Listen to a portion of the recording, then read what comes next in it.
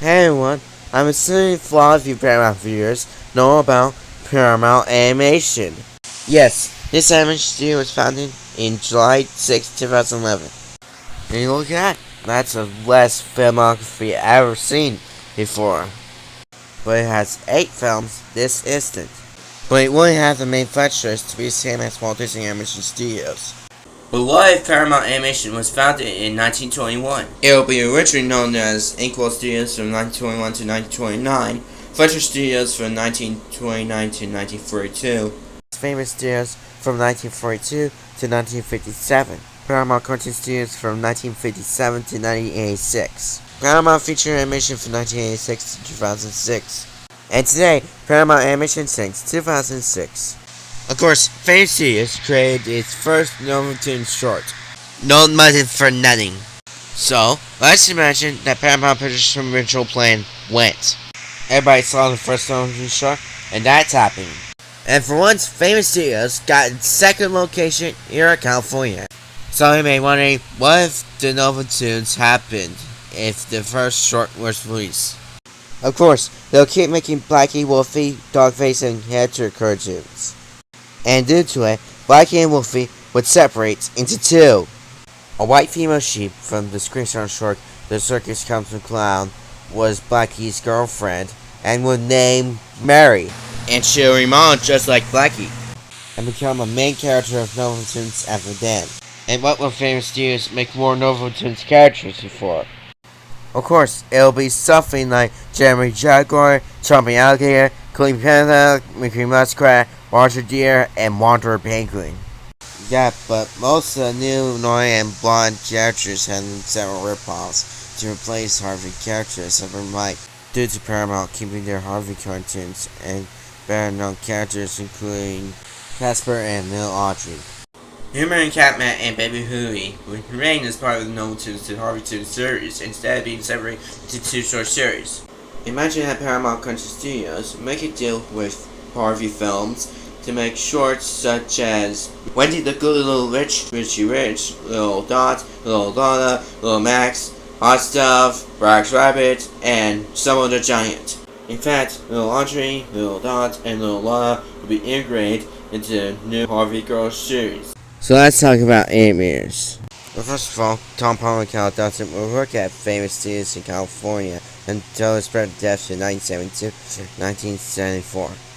But with Jack Center, Hitsuki, Bill Roberts, and Grim Netwick would also work at Famous Studios too.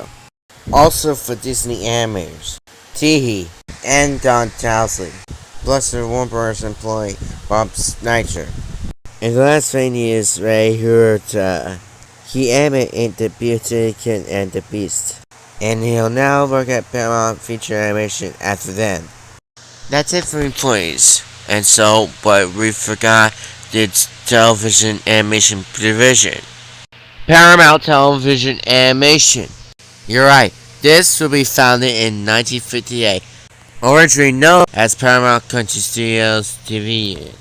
In 1986, Paramount Cartoon Studios and separated into Paramount Feature Animation and Paramount Television Animation. And if you may be wondering, what will Paramount Animation have as adult label?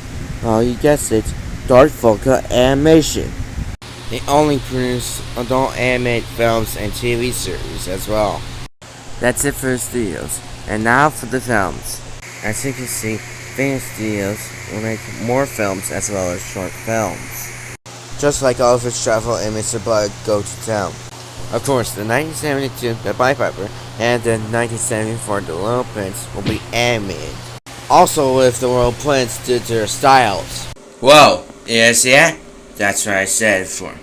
Also for 2015 CGI film wouldn't exist. 2 Hanna-Barbera films, Charlotte's Web and Hey Son, will be co-produced by Paramount Cartoon Studios and owned by Paramount.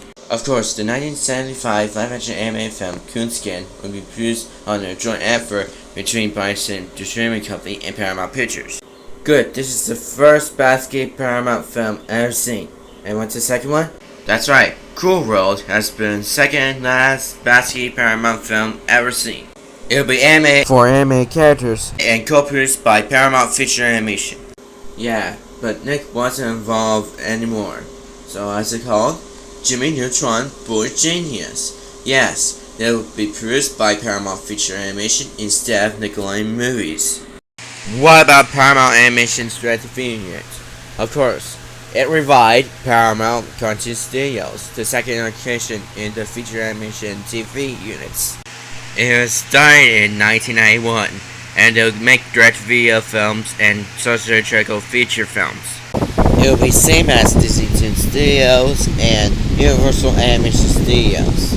When Star Trek 2 over-screen adventure, one co-produced by Universal Cartoon Studios and Nickelodeon Animation Studios, and distributed by Universal Pictures and Home Entertainment in International, but instead being produced by Paramount Cartoon Studios and fully distributed by Paramount and Home Entertainment in worldwide.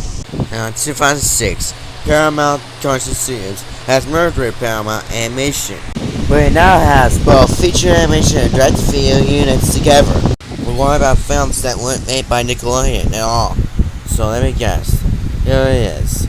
It's Barnyard and Rango. They're adult animated films. They'll be produced by Dark Focus Animation instead of Nickelodeon Movies, because adult animated films existed on Paramount. Of course, Paramount Animation are the manufacturers by using the same as Walt Disney Animation Studios, but we'll have an idea that future Paramount Animation films in real life will be co-animated by Paramount Animation, with a few exceptions. Of course, Paramount Animation won't collaborate with Nickelodeon and won't make live-action CGI films as well. Paws of Fury, The Legend of Hank, weren't distributed by Paramount Pictures for Nickelodeon Movies due to a film based on Blazing Saddles that was produced by Warner Bros., but instead being distributed by Warner Bros. Pictures. The 2024 Garfield CGI film will be made by Paramount instead of Sony, while the Smurfs musical animated film wasn't made by Paramount and Nickelodeon, but instead given it to Sony. Of course, this will have a better environment to train an idea that Garfield Paramount and Smurfs the Sony. The next up, the TV series. So, The Adventures of Jimmy Neutron Boy Genius, Attacking the Power of Choo-Choo, The Winx Club Revival, Middle School Muggles, It's Pony, and Star Trek Prodigy will be produced by Paramount Television Animation instead of Nickelodeon Animation Studios. Oswald is the only show that will co-produce with Paramount Television Animation and be on credit instead of Nickelodeon Animation Studios, and will fully owned by Hit Entertainment. If so, Penguins Madagascar, Comfort Lectures Office, and Monsters vs. Aliens aren't co-produced with Nickelodeon anymore, but still owned by DreamWorks. And so, Monster High and Transformers Airspot weren't co-produced with Nick at all. And last but not least, Avatar: The Last Airbender, Vacuum Barnyard, and The Legend of Korra will be produced by Dark Focus Animation instead of Nickelodeon Animation Studios. And in conclusion, in this reality, they'll have the Novotunes merchandise all over the place. And so, Novotunes became a franchise for Paramount Pictures. And it'll show the Terratoons too. And so what happens next? Of course, Blackie and Lang will be the official mascot of Paramount Pictures instead of SpongeBob SquarePants, who stays as part of Nickelodeon. Yeah, that's absolutely like if Paramount Animation was founded in 1921. Well, this is Mason. Stick around. Peace.